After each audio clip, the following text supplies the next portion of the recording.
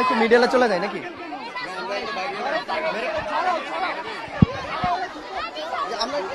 আমরা একটু দর্শক দু একজনের সাথে কথা বলতে চাই।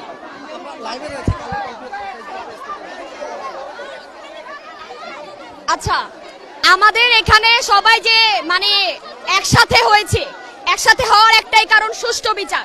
কিন্তু সুষ্ঠু বিচার কি আসলে সরকার করতেছে?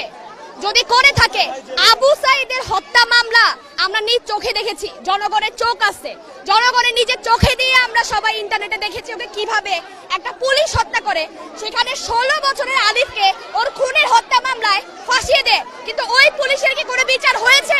আমরা তো জানি না হয়েছে। তদন্ত কমিটি বসতেছে, তদন্ত কমিটি কোথায়?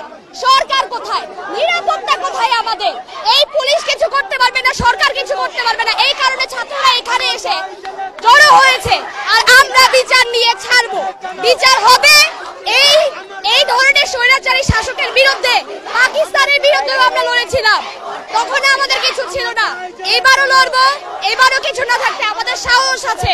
আমাদের ভাইদের জন্য ভালোবাসা, শ্রদ্ধা, মমতা সবকিছু নিয়ে আমরা এখানে রাস্তায়, নিজের জীবনের ঝুঁকি দিয়ে এখানে রাস্তায়। এই পুলিশ মানে লাঠির বাড়িতে আমাদেরকে দমাতে পারবে না। এই জনগণ, এত 18 কোটি জনগণ দমাতে পারবে না, এটা সম্ভব না। আপনারা সম্মানপ্রদ পদত্যাগ করে। দর্শক, আমরা আন্দোলনের বিষয়ে আরো দু একজনের সাথে একটু কথা বলতে চাই। দর্শক, একটু কথা বলতে চাই যে আজকে আমি কথা বলতেছি, কি বলবো?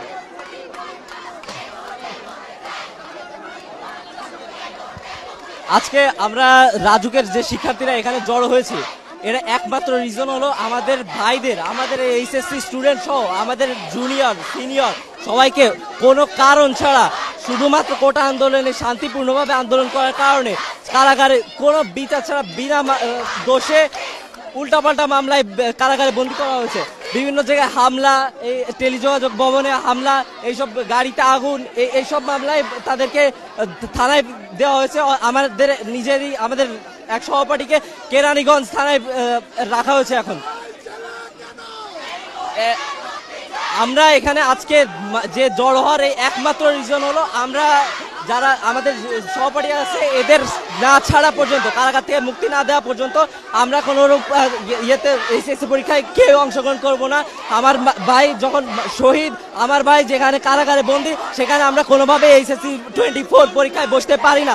যতক্ষণ না পর্যন্ত সবাইকে বিনা শর্তে মুক্তি দেওয়া হচ্ছে, ততক্ষণ পর্যন্ত আমরা কোনো পরীক্ষায় অংশগ্রহণ করব না। এটাই মূলত আমাদের আজকে আন্দোলনে জড়ো হওয়ার মূল বিষয়। থ্যাংক ইউ ভাই। দর্শক, আমরা শুনছিলাম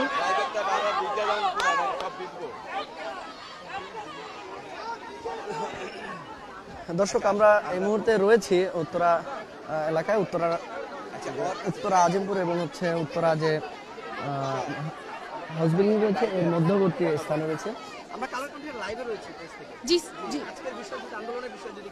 আমাদের আন্দোলনের বিষয়ের মধ্যে সবচেয়ে গুরুত্বপূর্ণ হচ্ছে যাদেরকে, আমাদের ভাইদেরকে মারা হয়েছে অন্যায়ভাবে, অত্যাচার করে, রাবার বুলেট দিয়ে, টিয়ার শেল মেরে তাদের মৃত্যু বিচার চাই এবং যারা এই মুহূর্তে থানায় আছে তাদের নিঃশর্ত মুক্তি চাই। এটাই আমাদের আজকে একমাত্র দাবি। Thank you. আমি বলতে চাই যে আজকে আমরা এই যে সবাই জড়ো হয়েছি কারণ আমাদের ভাই স্বপ্নকে নির্বিচারে ধরে নিয়ে যাওয়া হয়েছে। আমরা চাই তাকে জেল থেকে কোনো নিষ্পাপ হিসেবে বের করে আনা হোক। আমরা চাই সব শিক্ষার্থীরা ঠিকমতো এইচএসসি দিতে পারুক। জেলে বসে কোনো এইচএসসি দেওয়া যাবে না।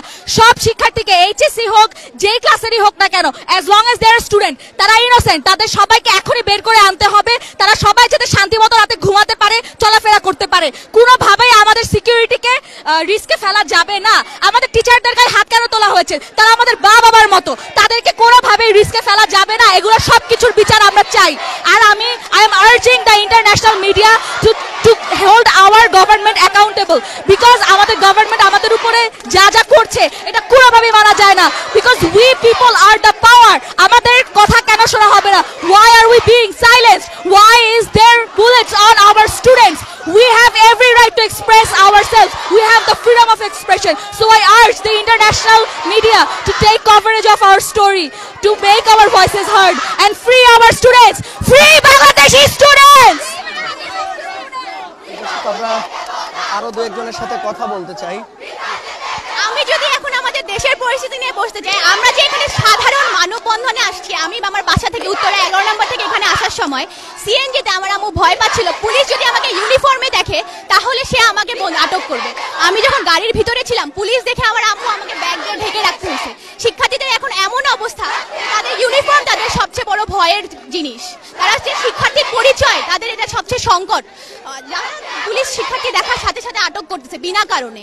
আমাদের স্বাধীন দেশে বিবৃতি প্রকাশ হচ্ছে যে আমাদের শিক্ষার্থীদেরকে যাদেরকে বিনা কারণে আটক করেছে তাদেরকে তাদেরকে আমাদের স্বাধীন দেশে বিবৃতি প্রকাশ করেছে যে তারা কারাগারে বসে এইচএসসি পরীক্ষা দিবে। এটা কি স্বাভাবিক? এটা কি স্বাধীন দেশের হওয়াটা খুব স্বাভাবিক? আপনারা সবাই এটা কিভাবে দেখছেন যে আমাদের বিবৃতি প্রকাশ হতে পারে যে আমরা কারাগারে বসে আমাদের সহপাঠীরা পরীক্ষা দিবে? এরকম যদি চলে, আমাদের যদি পরীক্ষার সময় যে রুটিনটা দিয়েছে সেই পর্যন্ত যদি আমাদের সহপাঠীদেরকে মুক্তি না দেয়, আমরা কেউ পরীক্ষা দিব না। এটা আমাদের রাজু কলেজ থেকে আমাদের স্বীকৃতি। দর্শক, আমরা রয়েছি উত্তরার হাউস বিল্ডিং এলাকায়, আপনাদেরকে জানাচ্ছি এই যে আমরা যে এখানে আসি, আমাদের কি এখানে থাকার কথা ছিল এইচএসসি এক্সামের সময়? আমাদের ফ্রেন্ডসরা, আমাদের ব্যাচমেটরা কেন থাকবে? এই টাইমটাতে কেন জেলে থাকবে? যারা যে স্টুডেন্টগুলো কারাগারে থেকে এক্সাম দিবে, এটা কোনো কথা? আমাদের কোনো অপরাধ করছে যে জন্য আমার জেলে থেকে তারা এক্সাম দিবে? এমন কোনো অপরাধ করা হয়েছিল? এমন কোনো অপরাধ করা হয় নাই। এটা কখনো মেনে নেওয়া যায় না। একটা নর্মাল স্টুডেন্ট, 18 বছর বয়সী স্টুডেন্টদেরকে কেন জেলে নেওয়া হবে? এটা কিভাবে সম্ভব? যে স্টুডেন্টগুলো 18 নিচে, যে যাদের বয়স 18ও হয় নাই, তারা কেন জেলে যাবে? কিসের জন্য জেলে যাবে? এটা তাদের এটা কোনো না। এটার জন্য আমাদের জাস্টিস চাই। আর যে স্টুডেন্টগুলো জেল থেকে না বের করবে ততদিন আমরা আন্দোলন করেই যাব, আমরা থামবো না। কারণ আমাদের ভাইদের, আমাদের বোনদের, আমাদের মুক্তি চাই। কারণ অনেক স্টুডেন্ট মারা গেছে, কেন মারা যাবে? এত বুক কেন খেলাবে মায়ের? এই লাঠি চার্জ অফ হোক। এই সেনাবাহিনী, পুলিশ এদের বন্ধ করতে পারবে না, কখনোই বন্ধ করতে পারবে না। পুলিশদের এদের থামতে হবে, আর যদি না থামে আমরা কখনো থামবো না। দর্শক, আপনারা শুনছিলেন যে এখানে যে উপস্থিত শিক্ষার্থী